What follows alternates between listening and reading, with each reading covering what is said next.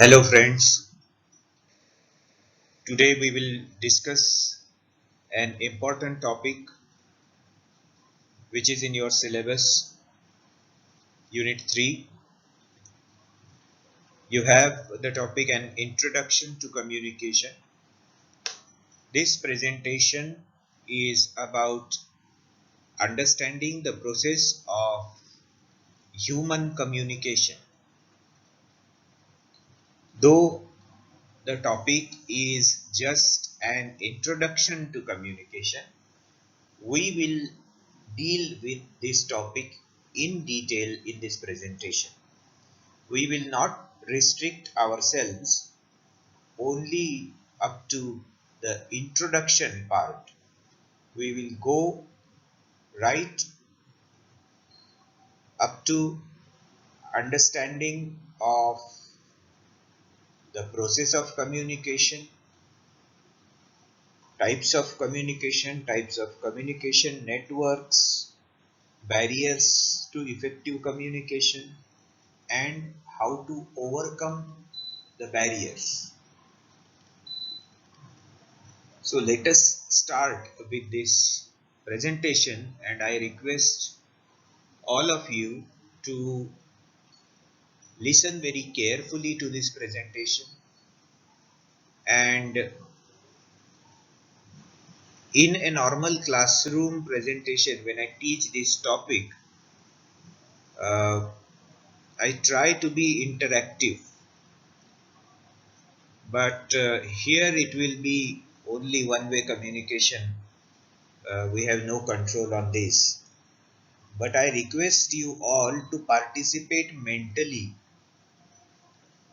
in this lecture.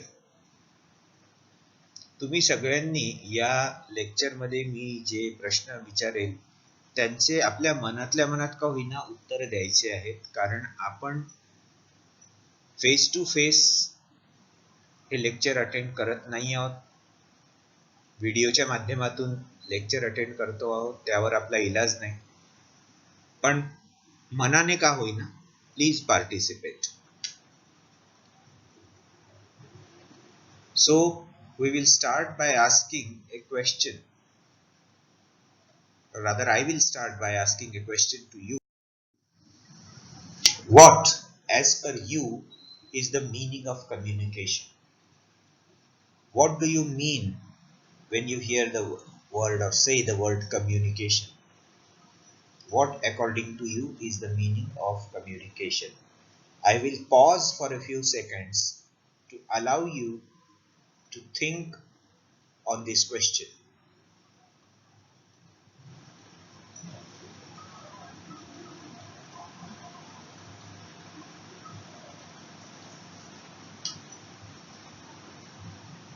Okay, some of you may say that communication is the exchange of thoughts, expression of emotions, sharing of information, exchange of ideas, etc. There are no right or wrong answers to this question. In fact, all these answers together come under the process communication. Let us see. According to the author Lynn Bothwell, author of the book Art of Leadership, communication is the single most important leadership skill. Among the skills needed for leadership, communication is the most important leadership skill. If you don't have good communication skills, you cannot be a good leader. Now, let us proceed to understand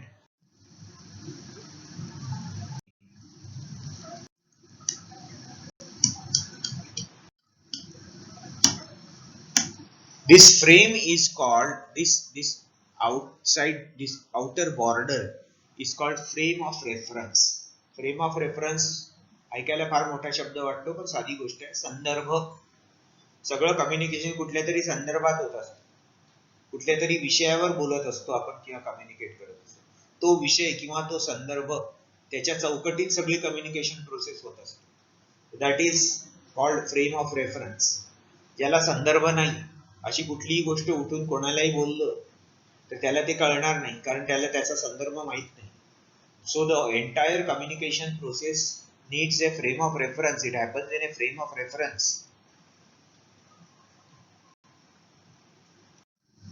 Now there are the types of communication. There are two main types of communication: verbal, that which is done with the help of words, and non-verbal, that which is done without the help of words. शब्दांनी होतं ते verbal communication, शब्दांशिवाय होतं ते non-verbal communication. Verbal communication is of two types: oral communication, बोललेले शब्द, written communication, लिहिलेले शब्द, तोंडी आणि लेखी.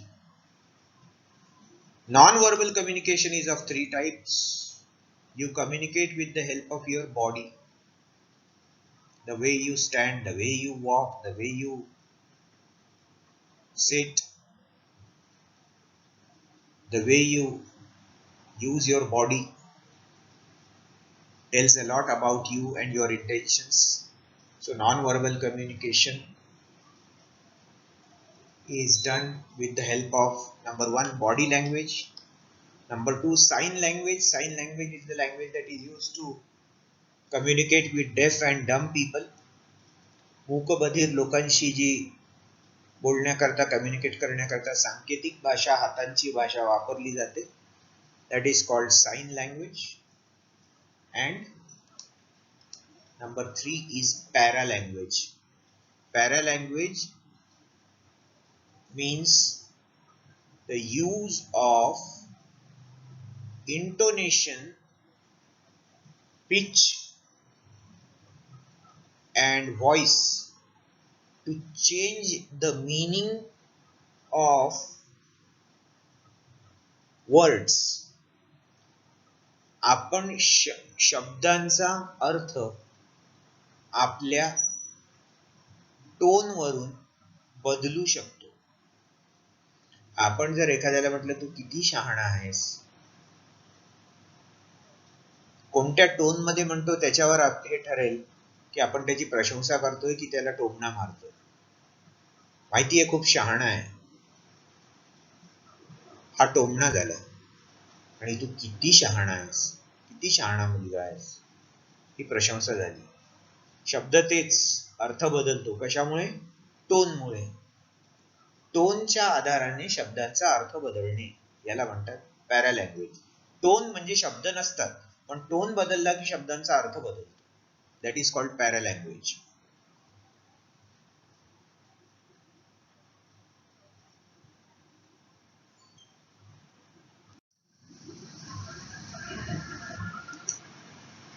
Let us try to understand body language, the parts of body language in some detail. एक, टच, बॉडी कॉन्टॅक्ट. आपल्या शरीराचा दुसऱ्याशी संपर्क येतो. स्पर्श, हँडशेक, पॅटिंग. पॅटिंग म्हणजे थापटणे. बॅक स्लॅपिंग, पाठीवर थाप मारणे. याच्यातून आपण कम्युनिकेट करत असतो. गुड टच, बॅड टच शाळांमध्ये आजकाल शिकवतात लहान मुलांना. आपण हँडशेक कसा करतो त्याच्यावरूनही आपल्या भावना समोरच्याला कळतात. पॅटिंग, त्याला आपण दिलासा देण्यासाठी जेव्हा खांद्यावर किंवा पाठीवर थापटतो त्याच्यावरूनही आपल्या भावना समजतात. Body contact. Hand gestures, waving और पॉइंटिंग. हँड जेस्चर्स, उच्चार आहे जेस्चर्स, गेस्चर्स नाही. जेस्चर्स. जेस्चर्स म्हणजे हावभाव. आपण हात हलवतो किंवा एखाद्याकडे बोट दाखवतो, त्याच्यावरून सुद्धा आपण कम्युनिकेट करतो. एखाद्याला आपण हात हलवून हाय म्हणतो किंवा हात हलवून आपल्याकडे बोलवतो किंवा जा म्हणतो, ते हाताचे जेस्चर्स आहे, त्याच्या आधारे कम्युनिकेट करतो. साऊंड्स, आपण जे sounds that we make, like laugh, sigh. Sigh म्हणजे सुस्कारा टाकणे. ग्रोन, ग्रोन म्हणजे कणणे. आपल्याला काहीतरी पेन होतो तेव्हा आपण कणतो, त्याला ग्रोनिंग म्हणतात. कराहना हिंदीमध्ये म्हणतात, कराहना.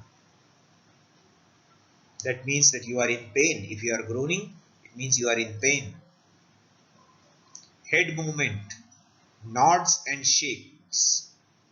डोक्याच्या मुवमेंट दोन प्रकारे आपण कम्युनिकेट करू शकतो. एक नॉड, नॉड म्हणजे व्हर्टिकली डोकं हलवणे, वरून खाली डोकं हलवणे. आपल्याला येस म्हणायचं असेल आपण वरून खाली डोकं हलवतो, दॅट इज कॉल्ड नॉड.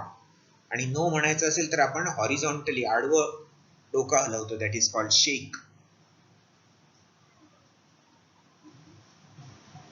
अनेक लोक गोल गोल डोकं हलवतात, म्हणजे ते येसही नसतं आणि नो पण नसतं.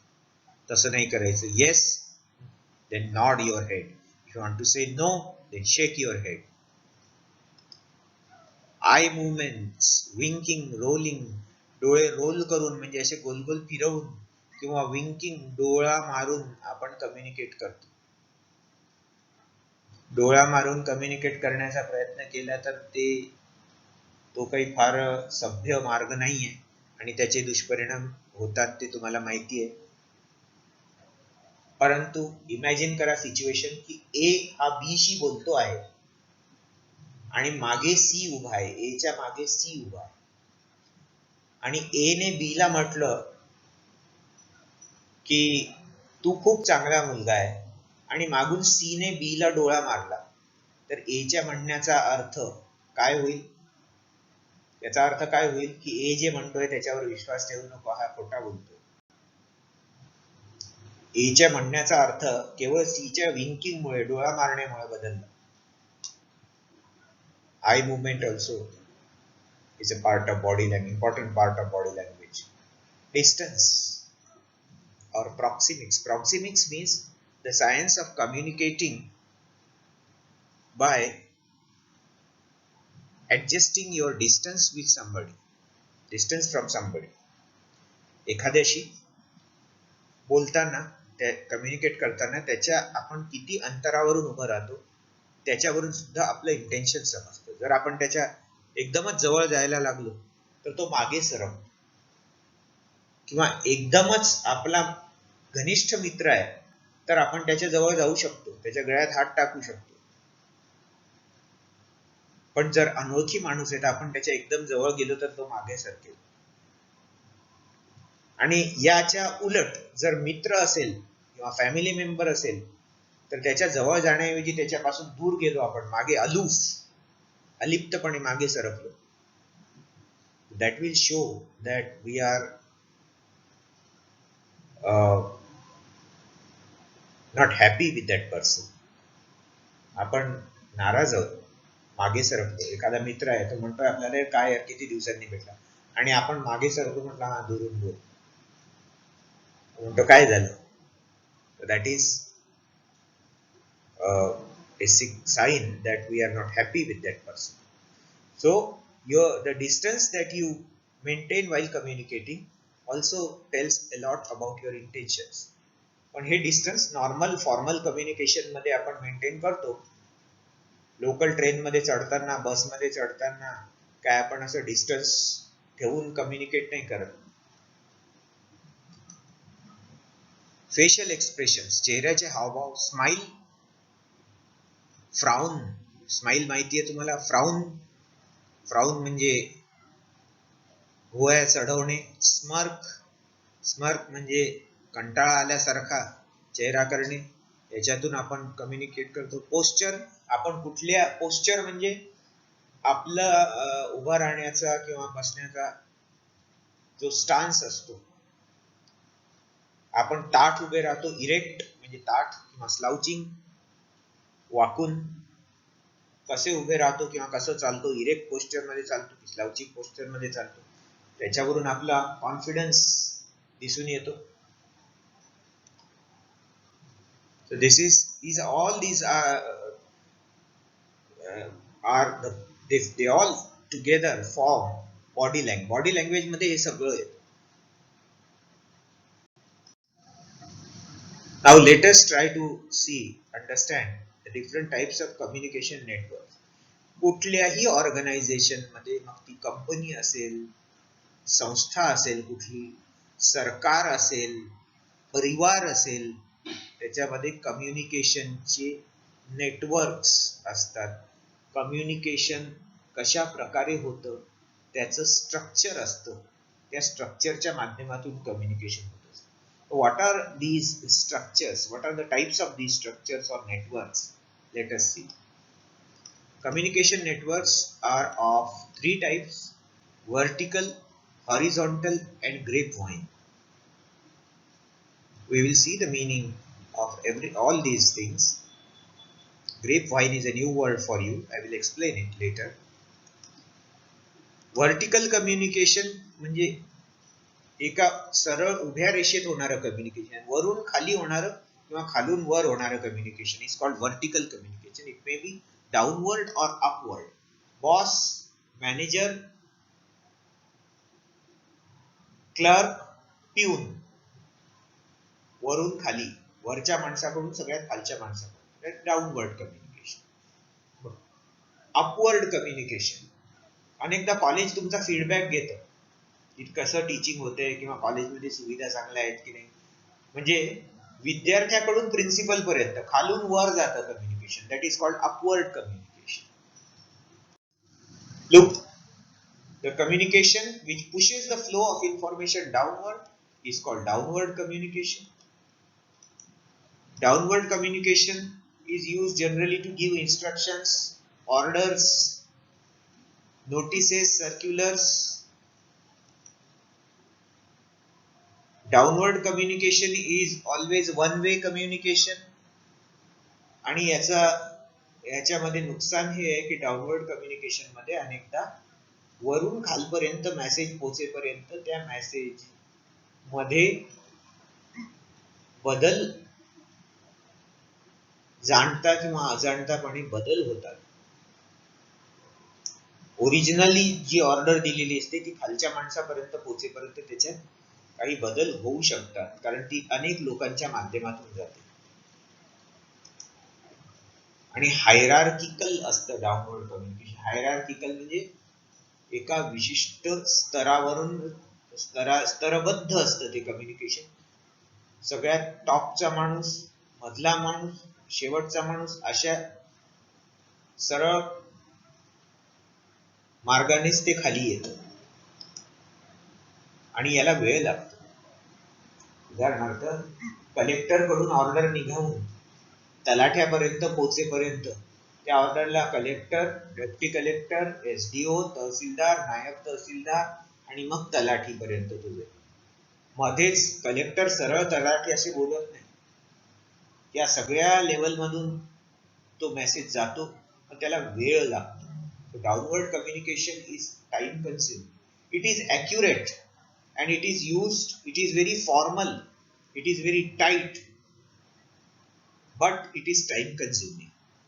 जिथे आर्मी आहे, पोलीस आहे, प्रशासन आहे, खूप ॲक्युरेट मेसेज पोहोचणं आवश्यक आहे, तिथे डाउनवर्ड कम्युनिकेशन फायद्याचं असू शकेल.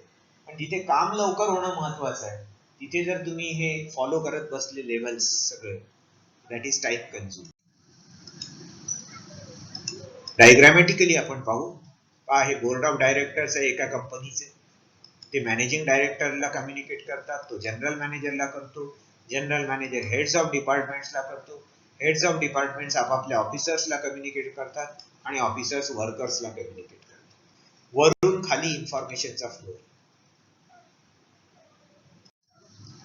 अपवर्ड कम्युनिकेशन मध्ये खालून वर फीडबॅक घेणे किंवा सर्वे करतात. सरकार जेव्हा सर्वे करते किंवा एखादी कंपनी सर्वे करते तेव्हा ते लोकांचे ओपिनियन जाणून घेतात, फीडबॅक घेतात. कंपन्या किंवा कॉलेज फीडबॅक घेतं, त्यावेळेला ते तुमचे ओपिनियन्स जाणून घेतात. खालून वर जाते information. The information flow is upwards. So it is called upward communication. Upward communication is generally used to get feedback, keep in touch with market, public sentiments and opinions. लोकांचं काय ओपिनियन आहे, लोकांचं काय आवड निवड लोकांची काय आहे, suggestion box, phone calls, emails, surveys, हे सगळं अपवर्ड कम्युनिकेशन. तुम्ही अनेकदा कस्टमर केअरला फोन करता आणि शेवटी कस्टमर केअरचा एक्झिक्युटिव्ह म्हणतो, सर तुमचं समाधान झालं, येस, आता याच्यानंतर तुम्हाला फीडबॅक साठी एक मेसेज येईल, तुम्ही कृपया त्याच्यामध्ये तुम्हाला कसं वाटलं तो फीडबॅक द्या. That is upward communication. तो फीडबॅक तुमच्यापासून तो वरपर्यंत जातो. कॉलेज तुमचा फीडबॅक घेतं तेव्हा तुमचा फीडबॅक विद्यार्थी, विद्यार्थ्यापासून प्राध्यापक, एचओडी आणि प्रिन्सिपल आणि मॅनेजमेंट इथपर्यंत खालून वर जातो. That is upward communication. Upward communication मध्ये अडचण कुठून येऊ शकते, जर if a lower level employee hesitates in giving feedback. विद्यार्थ्याला जर किंवा खालच्या एम्प्लॉईला जर भीती वाटली की आपण खरं बोललो तर आपल्यावर राग धरतील, मग तो खरा फीडबॅक देत नाही. विद्यार्थ्याला जर वाटलं की आपण जर खरं सांगितलं की ठाकूर सर नीट शिकवत नाही तर आपल्याला इंटरनल मार्क्स मिळणार नाही, मग तो फीडबॅक म्हणतो ठाकूर सर खूप चांगले शिकवतात, वास्तविक ते चांगले शिकवत नसतील. एक्झाम्पल.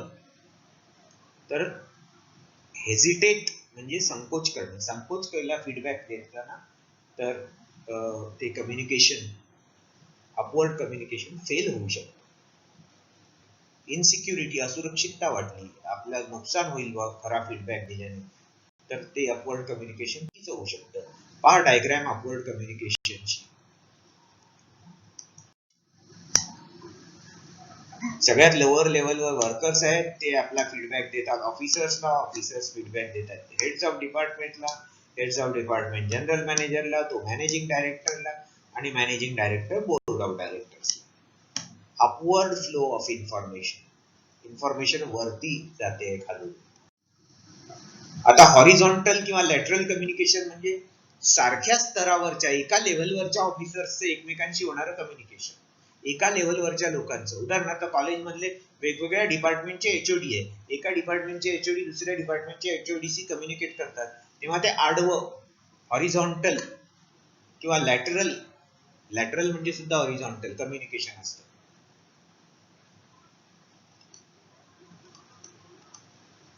इथे हेड्स ऑफ डिपार्टमेंट्स आहेत, ते एकमेकांशी कम्युनिकेट करतायत, ऑफिसर्स आहेत ते एकमेकांशी कम्युनिकेट करतायत. हे लॅटरल कम्युनिकेशन म्हणजे समांतर आडवं कम्युनिकेशन आहे. Grep wine. ग्रेप व्हाईन या शब्दाचा अर्थ होतो द्राक्षाची वेल, अंगूर की बेल. द्राक्षाची वेल असते तुम्हाला माहितीये, आणि द्राक्षाच्या वेलीला तुम्ही जर पाहिलं असेल तर खाली बांबूच्या काड्यांचं स्ट्रक्चर असतं आधार देण्यासाठी, आणि त्या आधाराने द्राक्षाची वेल वाढते. द्राक्षाची वेल कधीही एका सरळ रेषेत वाढत नाही, ती जिकडे दिशा मिळेल त्या दिशेने ती वाढत जाते, ती काही एका पर्टिक्युलर डायरेक्शन मध्ये वाढत नाही. पण जे कम्युनिकेशन अपवर्ड, डाऊनवर्ड, हॉरिझॉन्टल अशा कुठल्याही एका दिशेने होत नाही, ते कम्युनिकेशन कोणाशीही होऊ शकेल, त्याला म्हणतात ग्रेप व्हाईन कम्युनिकेशन. आणि हे कम्युनिकेशन औपचारिक किंवा फॉर्मल नसतं, हे इन्फॉर्मल असतं. प्रत्येक ऑर्गनायझेशन मध्ये एक ग्रेप व्हाईन म्हणजे एक इन्फॉर्मल, अनौपचारिक कम्युनिकेशन नेटवर्क असतं. अनेकदा तुम्हाला विद्यापीठाचा परीक्षेचा टाइम टेबल कॉलेजमध्ये आल्याबरोबर विद्यार्थ्याला समजतो.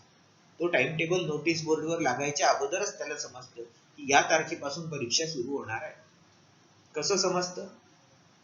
त्याला दुसरा कोणीतरी मुलगा सांगतो की अरे माझ्या बाजूला की नाही अमुक सर राहतात, त्यांनी मला सांगितलं की परीक्षा या तारखेपासून सुरू होणार आहे. तो दुसऱ्याला सांगतो, तो तिसऱ्याला सांगतो. ऑफिशियली अजून कम्युनिकेट झालं नाही, पण अनऑफिशियली ते कम्युनिकेट होतं, त्याला म्हणतात ग्रेप व्हाईन कम्युनिकेशन. मग अफवा, गप्पा, अनौपचारिक माहिती, ही जी एकमेकांशी देवाणघेवाण होते कुठल्याही ऑर्गनायझेशन मध्ये किंवा समाजामध्ये किंवा कुटुंबामध्ये सुद्धा, त्याला ग्रेप व्हाईन कम्युनिकेशन म्हणतात. अनेकदा आपल्याला तणावाखाली असतो आपण जोपर्यंत आपल्याला एखादी गोष्ट माहीत पडत नाही, आणि मग आपण त्याची माहिती मिळवण्याचा प्रयत्न करतो.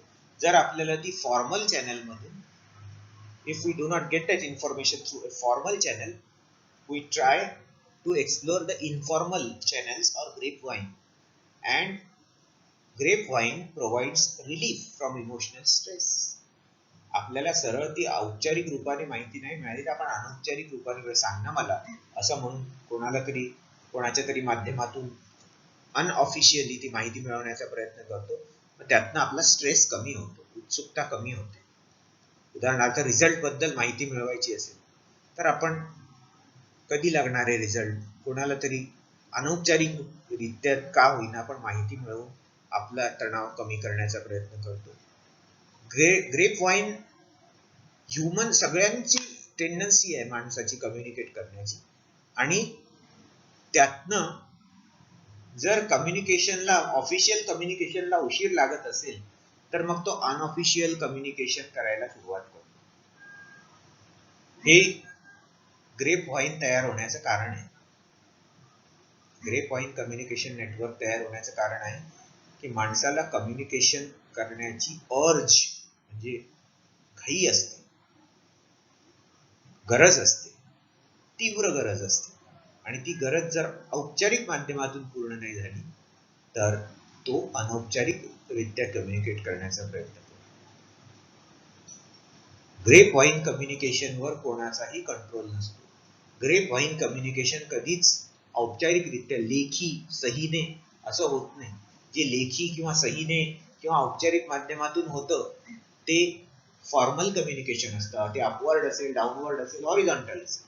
पण ग्रेप वाईन कम्युनिकेशन हे नेहमी तोंडी असतं आणि ते कधीही औपचारिक चॅनलच्या थ्रू होत नाही आणि ते कुठूनही कोणत्याही डायरेक्शन मध्ये पसरतं. म्हणजे ते काही principal to HOD to lecturer to विद्यार्थी असं जाईल असंच नाहीये. ते direct principal to student to clerk to HOD असं कुठून कुठेही कोणाकडून कोणाकडेही माहिती जाते. पाय ही द्राक्षाची वेल आहे, कुठेही कोणत्याही डायरेक्शन मध्ये वाढलेली, एका पर्टिक्युलर डायरेक्शन मध्ये नाही वाढलेली. लोक एकमेकांना भेटतात, एकमेकांशी कोणी कोणाशी भेटतं, बोलतं आणि कोणी कोणालाही मेसेज पास करतं. तिथे मग लेव्हल किंवा स्ट्रक्चर फॉलो केल्या जात नाही, हायरार्की फॉलो केल्या जात नाही की मी प्रिन्सिपल आहे मग मी एचओडीशीच बोललं पाहिजे असं काही नाही. प्रिन्सिपल सरळ विद्यार्थ्याशी बोलू शकतात अनौपचारिकरित्या आणि त्याला कुठला मेसेज पास ऑन करू शकतात. ग्रेप वाईनचे पण टाइप्स आहेत: single strand, gossip, probability, cluster. पाहूया आपण डायग्रामॅटिकली. सिंगल स्ट्रँड म्हणजे जिथे एक माणूस दुसऱ्या माणसाला, दुसरा तिसऱ्या माणसाला सांगतो, that is single strand grapevine. Gossip, एक माणूस बसलेला आहे, त्याच्या आजूबाजूला 4-5 लोक बसलेले आहेत, त्यांच्याशी तो गप्पा मारतोय, त्यांना सांगतोय. एकाच वेळेला एका माणसाने 4 लोकांना माहिती सांगितली. गॉसिप. प्रॉबॅबिलिटी, शक्यता. ए नी इथे पहा डी आणि एफ ला माहिती सांगितली. आता हे डी आणि एफ कोणाला सांगतील याचं काही नक्की नाही. प्रॉबेबली ते एकाला सांगतील कुठल्या तरी किंवा दोघांना सांगतील. आता तुम्ही पहा इथे डी ने याला आणि याला सांगितलं पण याला नाही सांगितलं, एफ ने याला आणि याला सांगितलं, या ए ने इथे डी ला एफ ला सांगितलं पण याला नाही सांगितलं. तर शक्यता रॅन्डम शक्यता असते, रॅन्डमली कोणी कोणालाही माहिती सांगेल का सांगणार नाही. आणि क्लस्टर, क्लस्टर म्हणजे हा माणूस आहे, इन्फॉर्मेशन याच्या जवळ आहे, यांनी एका ग्रुपला सांगितली, दुसऱ्या ग्रुपला सांगितली, तिसऱ्या, चौथ्या आणि पाचव्या, त्या ग्रुपने आपसामध्ये ती इन्फॉर्मेशन शेअर केली, प्रत्येक ग्रुप. क्लस्टर म्हणजे ग्रुप, एका माणसाने 4 ग्रुपला सांगितलं, त्या ग्रुपने आपापल्या ग्रुपच्या मेंबर्स मध्ये ती इन्फॉर्मेशन शेअर केली.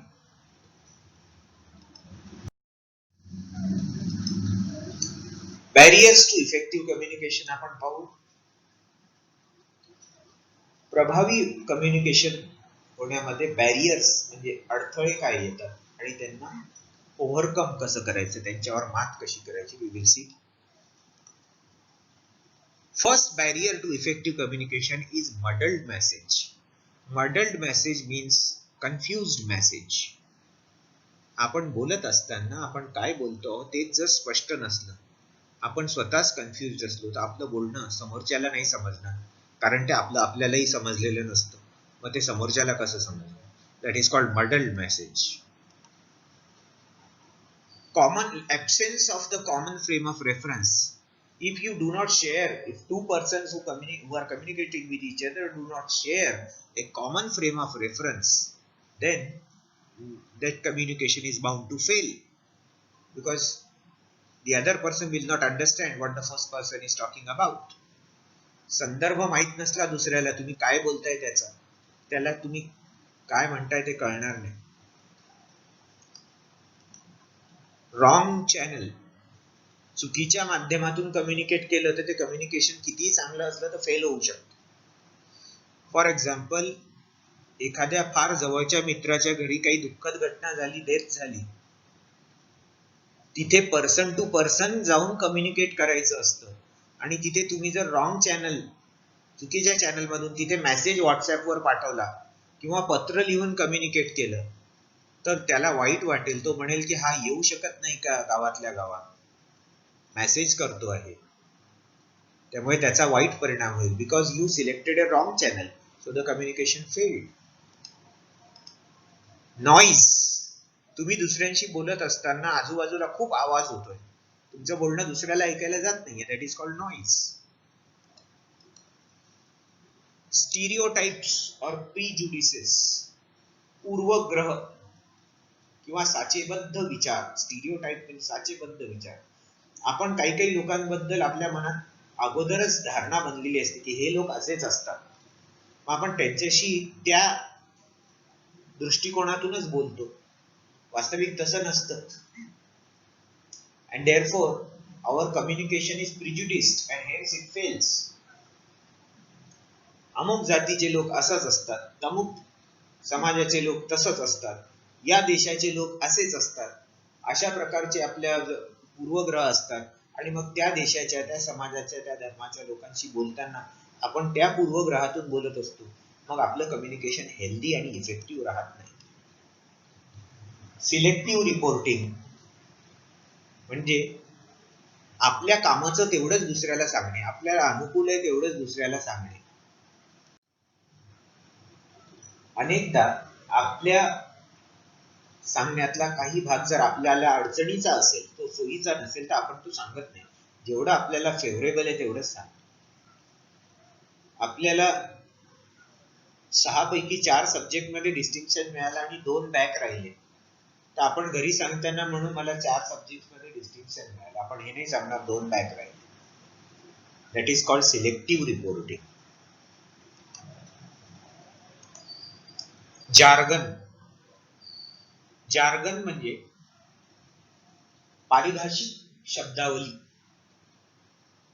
पारिभाषिक शब्दावली म्हणजे एखाद्या क्षेत्रातल्या टेक्निकल टर्मिनॉलॉजीज, तांत्रिक शब्द. ते तांत्रिक शब्द वापरून जर बोललं तर तुम्हाला त्या क्षेत्राच्या लोकांना ते समजेल, म्हणजे त्या क्षेत्रातले लोक नाही त्यांना नाही समजणार. फॉर एक्झाम्पल, एखाद्याला कम्प्युटर येत नसेल आणि तुम्ही जर त्याला सांगितलं की ईमेल म्हणजे काय हे सांगताना, काय नाही, ब्राउझर मध्ये जीमेल ओपन करायचं, कंपोज मध्ये जायचं आणि सेंड करायचं, त्याला काहीच नाही समजणार की कंपोज काय, ब्राउझर काय, जीमेल काय, कारण त्याला कम्प्युटर येत नाही. So while communicating you should first try to understand who is the audience, and then you should decide whether to use jargon or not. If the audience is an expert audience of the same field, then you can use jargon. समजा corona बद्दल बोलताना डॉक्टरांशी जेव्हा बोलतात तेव्हा ते आपले डॉक्टरी भाषेतले शब्द वापरू शकतात, पण सामान्य माणसाशी बोलताना जर त्यांनी डॉक्टरी परिभाषेतले शब्द वापरले तर त्याला, सामान्य माणसाला ते काही समजणार नाही.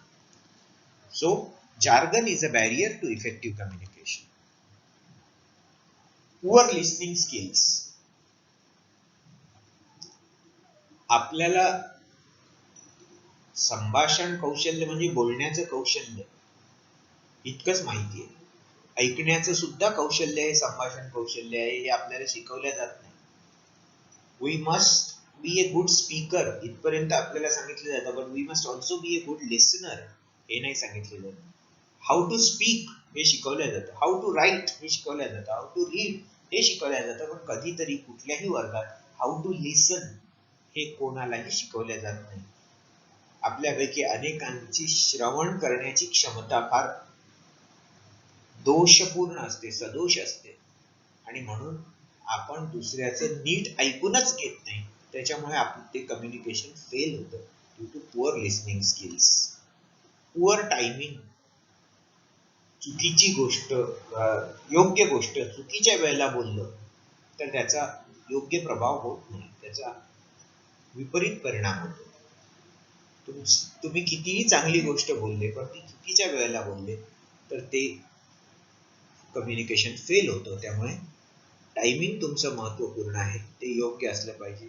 लॅक ऑफ फीडबॅक, तुम्ही जर कम्युनिकेट केलं आणि या सगळ्या कारणांमुळे, कुठल्याही कारणामुळे तुमच्या कम्युनिकेशनवर समोरच्याने प्रतिसादच दिला आहे, फीडबॅकच दिला, then your communication is suppose to have failed.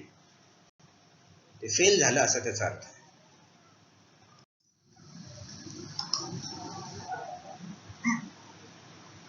आता आपण थोडस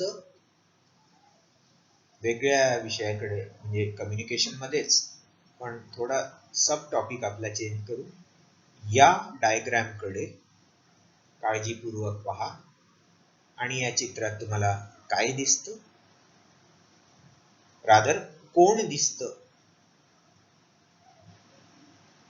हे सांग.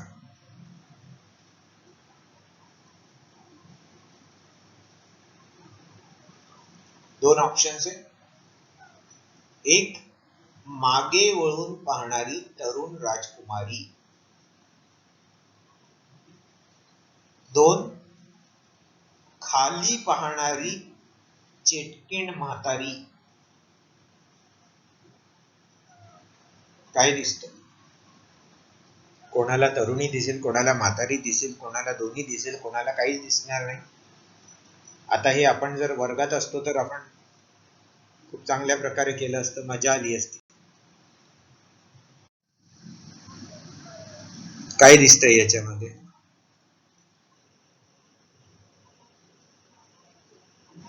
याच्यामध्ये पण तुम्हाला मागे बाजूला पाहणारी तरुणी किंवा म्हातारी दिसते आहे. काय दिसते आहे? Is this face sideways? Is this a sideways face or front facing? हे दोन चेहरे एकमेकांसमोर आहेत की एखादा फ्लावर पॉट आहे, वास? हे गुड लिहिलेलं आहे की इव्हिल लिहिलेलं आहे?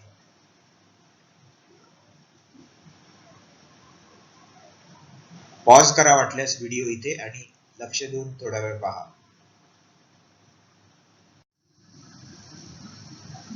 आता या प्रश्नाचं उत्तर द्या की जे पाहतो त्याच्यावर विश्वास किती ठेवावा? जे दिसतं ते विश्वसनीय आहे का? असतंच का? नेहमी असतंच असं नाही, कधी कधी नसतं.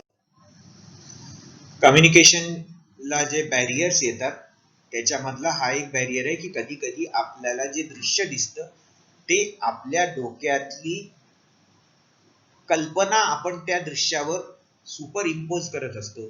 म्हणून एखादी सावली दिसते आपल्याला, एखाद्या वस्तूची सावली एखाद्या माणसाच्या सावलीसारखी दिसते आणि त्याला आपण भूत समजतो. म्हणजे तिथे ते कम्युनिकेशन फेल झालं. कम्युनिकेशनचे बॅरियर्स ओव्हरकम करायचे असेल, how to overcome the barriers of effective communication? Make yourself clear before communicating the message. आपलं म्हणणं, आपण काय म्हणतोय ते स्पष्ट सांगा. Make the context clear. आपण कुठल्या संदर्भात बोलतोय ते क्लिअर करा.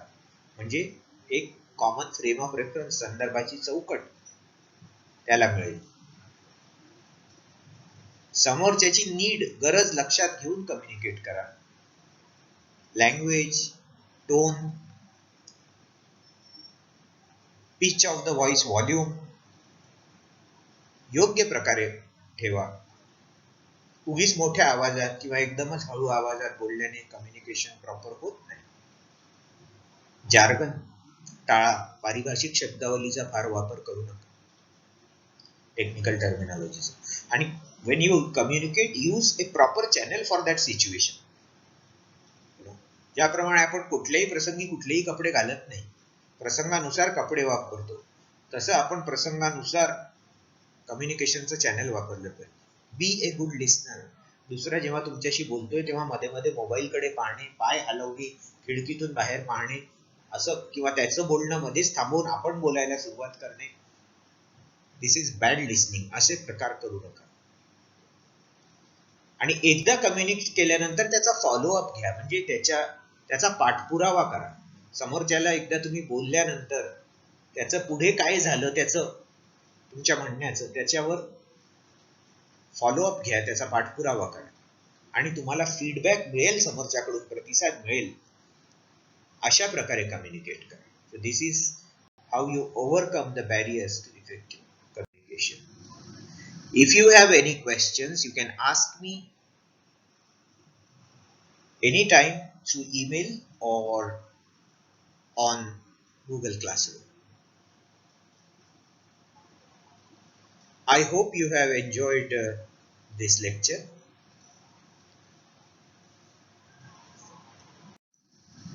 And for preparing this presentation, I have received help from Shri Khushro Irani and Shri Sanjay Kale of S&K Associates, Nasik, and I am thankful and grateful to them for inputs in this presentation. Thank you so much.